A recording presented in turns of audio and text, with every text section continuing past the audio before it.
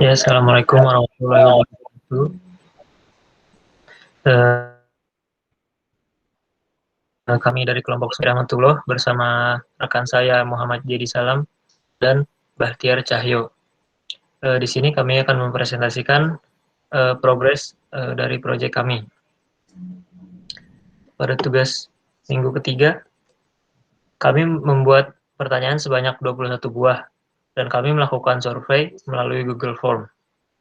Dari hasil survei tersebut, menghasilkan 3 ekspektasi dari 3 responden terkait COVID-19.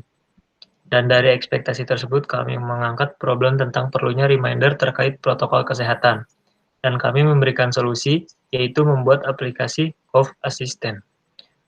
Lalu, untuk minggu keempat, kami kembali melakukan survei dengan menggunakan Google Form sebanyak 25 pertanyaan, dan kami menentukan user goals yang berisi life goals, end goals, dan experience goals.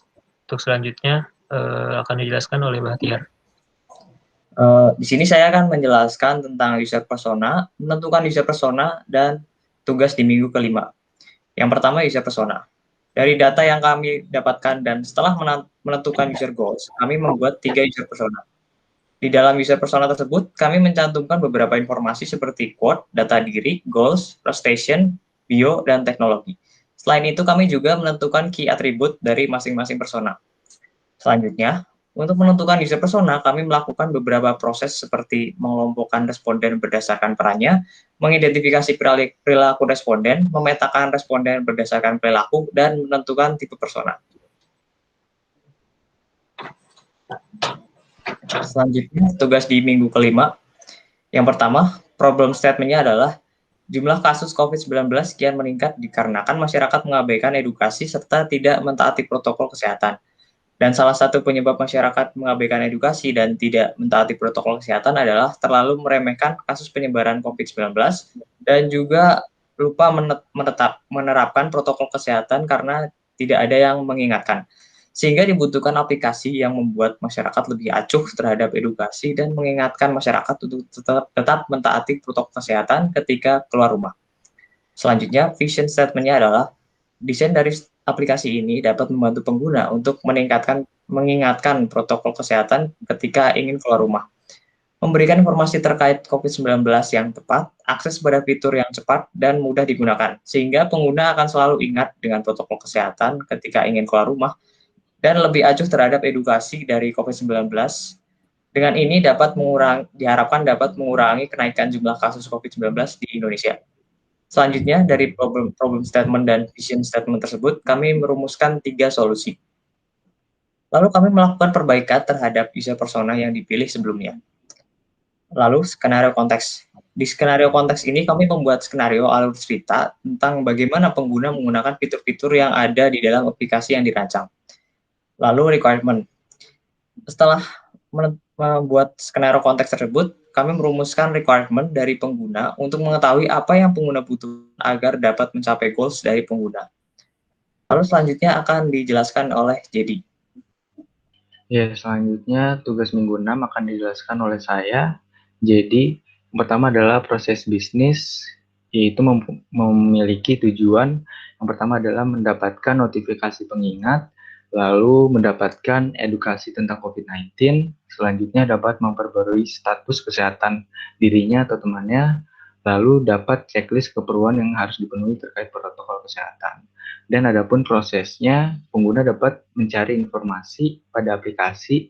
Setelah mendapatkan informasi, ketika pengguna akan keluar rumah, pengguna akan mendapatkan notifikasi pengingat, dan ketika pengguna tiba di rumah, pengguna juga akan mendapatkan notifikasi pengingat untuk membersihkan diri. Selain itu, pengguna juga dapat melihat dan memperbarui status kesehatannya serta dapat melihat status kesehatan temannya. Dan adapun dari tugas 5 sebelumnya yang telah diperbaiki, yaitu adalah environmental factor dan juga requirements. Dan requirements ada 4. Yang pertama, Amir mendapatkan notifikasi pengingat protokol kesehatan ketika akan keluar rumah. Yang kedua, Amir mendapatkan notifikasi pengingat untuk membersihkan diri dan membuang masker ketika sudah tiba di rumah. Lalu requirements yang ketiga, Amir mendapatkan edukasi tentang COVID-19 dan zona aman. Lalu requirements keempat, Amir dapat melihat dan memperbarui status kesehatan dirinya serta mendapatkan informasi status kesehatan temannya. Selanjutnya adalah user flow dan wireframe.